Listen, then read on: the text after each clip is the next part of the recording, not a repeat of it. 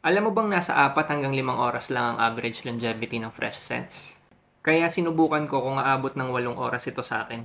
Sa video na to, pag-uusapan natin ang Afnan Turati Blue. Tinesting ko kung saan naabot ang tikas nito. Hype kasi. Alternative daw sa Blue de Chanel at sa Bulgari Tiger. Daw. Pag-usapan natin ang note breakdown, scent transition, wearability, age suitability, tsaka performance nito. Game.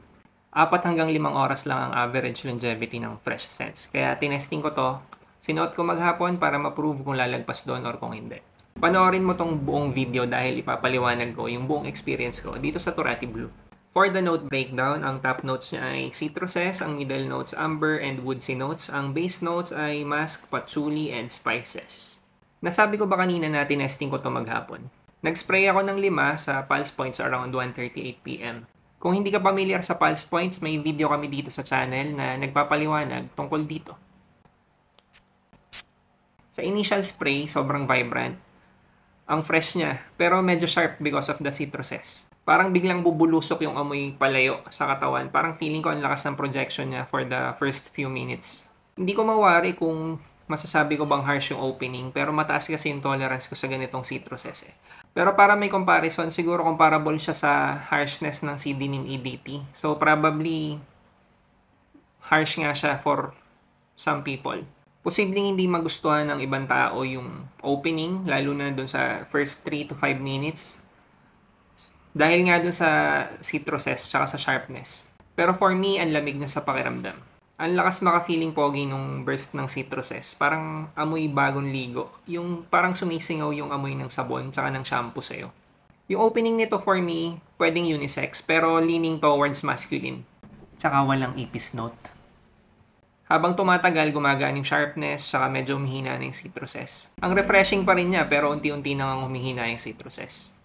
After 30 minutes or so, lumalabas na yung combination ng amber tsaka ng woods. Dito masasabi kong lumalabas na yung masculine character ng scent. Spicy, slightly sweet, tsaka earthy. Pagdating niya sa dry down, creamy na musky, amoy malinis. Pero may mapipick up ka pa ring amoy spices sa gilid which makes the scent interesting. Overall, gets mo yung Tiger comparison. Hindi sila 1:1, pero gets mo yung vibe pag naamoy mo na yung direction ay papunta nga dun sa direction ng Tiger. Nasa 4 hanggang 5 oras lang ang average longevity ng mga fresh scents, pero sa akin ito lumagpas. Tinesting ko kanina nung pumunta ako sa barbershop, nag-spray ako around lunch. 5 sprays sa pulse points. Bakit nga ulit sa pulse points? Bago ako umalis ng shop, naamoy ko pa rin pero mahina na siya. Pagdating ko ng bahay around lagpas 8 PM, naamoy ko pa rin siya pero skin scent na lang talaga. Talagang aamuyin mo na lang siya sa balat. Safe to say, umabot naman siya sa 8 hours. Considering na nag-angkas ako pa uwi nakaangkas ako sa motor. Yung projection niya, sobrang lakas upon initial spray. Yung first few minutes talaga yung nagbibit-bit ng projection eh. Decent yung projection niya within the first hour. Tapos unti-unti nang lalapit sa'yo yung amoy. Yung sillage naman niya, impressive. For me, very impressive. Hindi ganun kalakas yung projection niya after the first hour, pero nagiiwan siya ng magandang amoy na inviting. Amoy malinis kasi. Pwede ko nga ikumpara dun sa amoy yung singaw ng sabon sa katawan mo after mo mag-shower. Parang nabawi sa sillage kung nakukulangan ka sa projection. Pero fresh scent kasi to kaya hindi ka din talaga dapat mag-expect ng too much sa performance niya, di ba? Konting trivia, Turati in Arabic means heritage. This perfume is said to embody the rich heritage of perfumery with its timeless and sophisticated scent. Pwede, fresh and classy nga kasi yung vibe niya. When and where to use, pwede to anytime. Pwede siya pang casual, pwede siya pang formal. Pwede siya pang office or pwede rin siya pang outing sa beach. Pwede pang family gathering, pwede pang simba, pwede pang tambay sa mall, o kahit pang date night, pwede pa rin.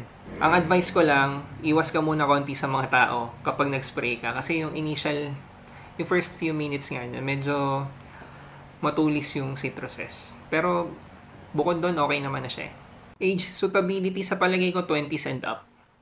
Pwede. Para sa akin, very good to for a freshie. Hindi siya yung best perfume na gawa ng Afnan, pero quality talaga pag Afnan. Ang ayoko lang dito yung design ng bote niya. Kasi kapag pinatong mo siya sa flat surface, parang lagi siyang tutumba, nakakapraning. Pero bukod doon, wala naman ako reklamo. Very good to. Afnan Turati Blue. Kung na-try mo na to at nagustuhan mo, ilagay mo sa comment section. Kung hindi mo naman nagustuhan, bakit?